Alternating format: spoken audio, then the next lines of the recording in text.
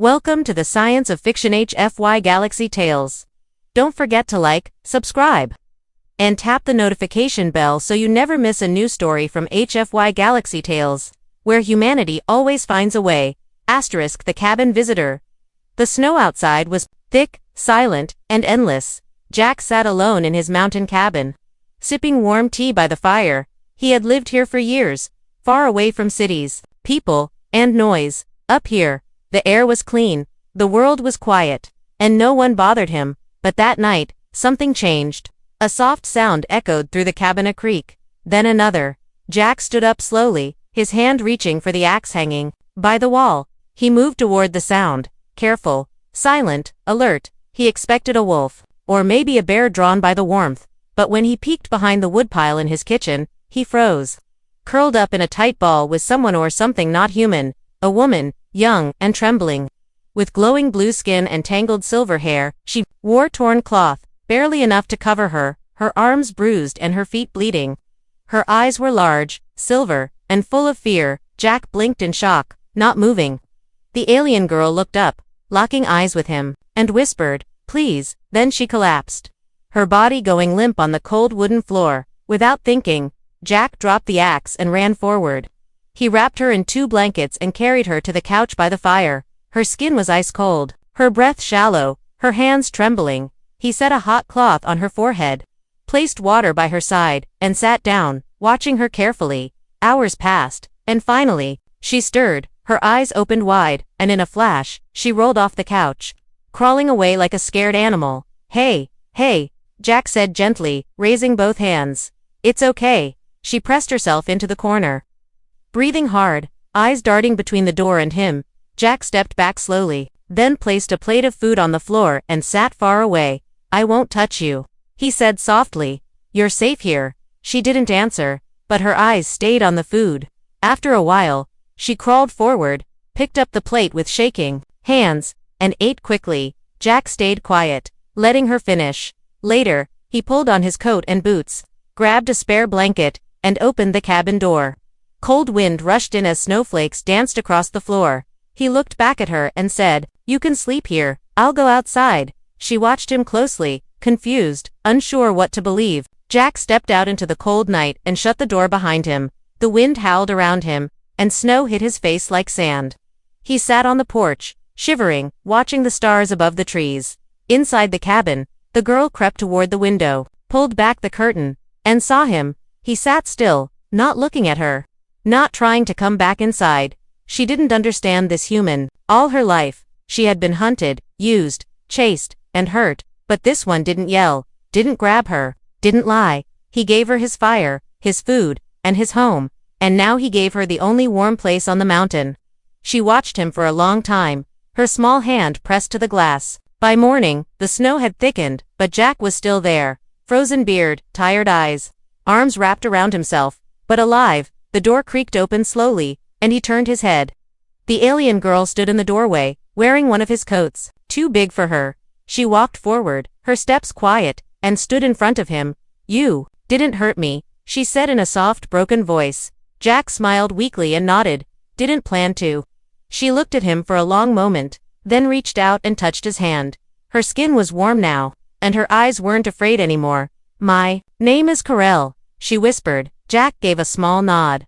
"I'm Jack." And just like that, something changed between them, small, silent, but real. Not fear, not escape, not survival, but the beginning of something neither of them had felt in a long time. Trust. Her scars tell everything. The snow had stopped falling, but the cold still wrapped the cabin like a silent blanket. Inside, the fire burned warm again, and Karel sat near it, legs tucked under the oversized coat Jack had given her. She didn't speak much, but she didn't run anymore either. Jack sat across the room, fixing a cracked radio with his tools. The cabin was quiet except for the sound of the fire and the soft click of metal. Karel glanced at him, then looked down at her hands. Her skin shimmered faintly in the firelight, but it was not smooth. Scars ran across her wrists, up her arms, and down her back. Some were thin lines, others deep burns, like she had been chained or cut. Jack saw her staring at them and stopped working. He didn't say anything, just watched her carefully. After a long pause, she said quietly, "You want to ask?" Jack shook his head. Not unless you want to tell me. She looked at him again, her silver eyes full of something between sadness and surprise. Most do not wait, she said. They demand. Jack shrugged. I'm not most. She reached forward and poked the fire gently with a stick. My ship was taken, she said, voice soft. By hunters. Jack leaned forward a little, listening, but not interrupting. They kept us in cages, she continued, ran tests, used pain to make us obey. Her voice cracked, and she stopped speaking for a moment. Jack stayed silent, letting her take her time. I escaped when they stopped to refuel, she said. I broke the door. Ran into the cold. Into the forest. She touched one of the burns on her shoulder. Eyes distant. I didn't think I'd survive, she said. But then, your cabin. Jack sighed and ran a hand through his messy hair. I didn't think I'd see anyone again, either, he said. But here we are. Carell looked around the cabin. The wooden walls, the books, the tools, the strange human things. You fix things, she said. Machines. Jack smiled. Yeah, sometimes people too. Carell tilted her head, confused. People break. Jack nodded slowly. All the time. She thought about that for a moment, then gave a small nod. Jack stood and walked to the kitchen, pouring water into a small metal cup. He handed it to her, and she took it with both hands. Sipping carefully. You ever eat soup? He asked, opening a can. She shook her head. Only wild roots, cold fish. He laughed. Then you're in for something better.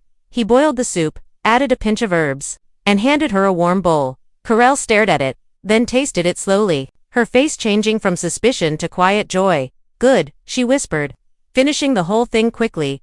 Over the next few days, Carell started helping with small things. She brought in firewood, cleaned dishes, even learned how to hammer a nail. Jack showed her how to use tools, how to wear boots, and how to chop vegetables. Each time she laughed, it was soft, almost unsure, like she was learning what joy felt like.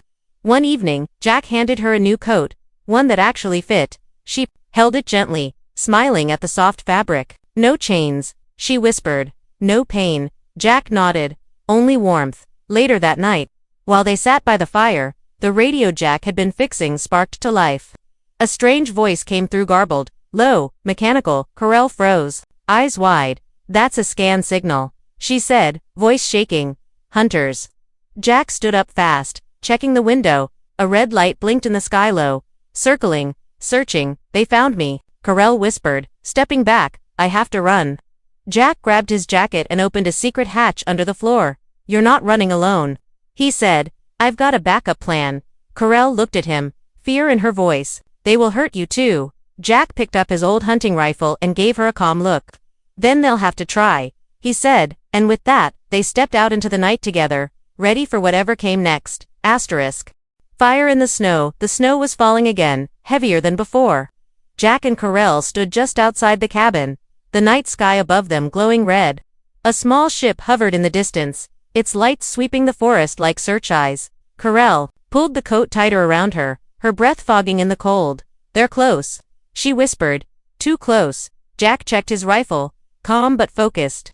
We don't have much time, he said, but I've got something prepared. He led her through the trees behind the cabin, careful with every step. They moved fast but quiet, like two ghosts slipping through the dark, behind a pile of old stones, hidden under branches. Jack uncovered a small metal hatch. He pulled it open to reveal a buried escape pod. Old but still working. I built this after the war, he said, in case I ever needed to disappear. Carell looked inside, then looked at him, her eyes wide. You knew someday this would happen, she said. Jack nodded. I didn't know it would be for you. Suddenly, a loud hum filled the air, and a bright beam of light shined through the trees. They found the cabin, Carell whispered. Stepping back, Jack grabbed her hand. We're not going back there. But before they could enter the pod, figures landed near them, 3 hunters in dark armor, weapons charged, helmets glowing. They stepped through the snow without a word. Jack raised his rifle, standing in front of Carell. Stay behind me, he said.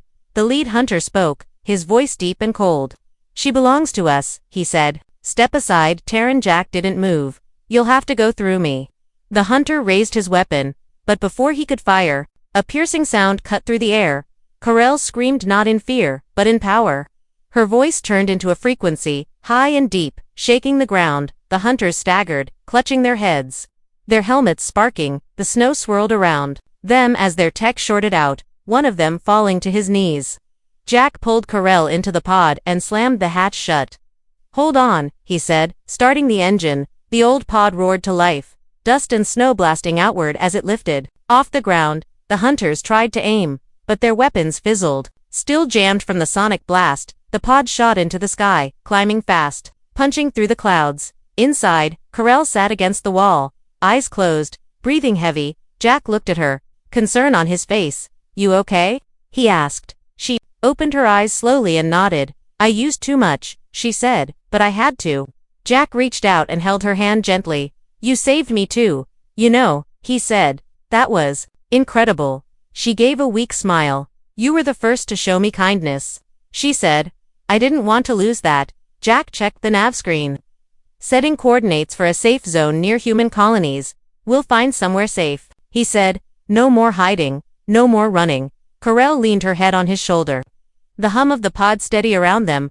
"I thought humans would hurt me," she whispered. "I thought you would be like the others." Jack looked out at the stars and said softly, "I thought I'd be alone forever." They sat together, wrapped in silence, warm inside the old metal pod. Far below, the hunters searched empty woods, their targets gone, their power fading. Up above, two souls once strangers now flew toward something new, not war, not pain, not fear, but the beginning of trust, the start of healing, and the quiet promise of hope.